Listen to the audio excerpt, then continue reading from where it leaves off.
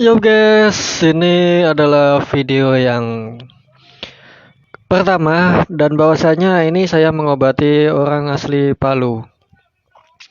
Jadi pengobatan secara jarak jauh guys. Jadi pengobatan ini pernah saya lakukan, pernah saya obati 2 jam tetapi nggak ada hasilnya guys.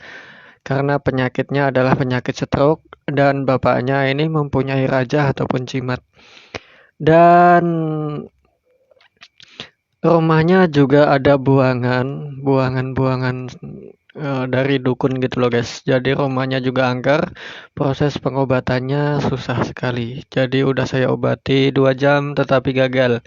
Dan hasilnya saya harus membersihkan rumahnya terlebih dahulu baru saya obati lagi pasiennya.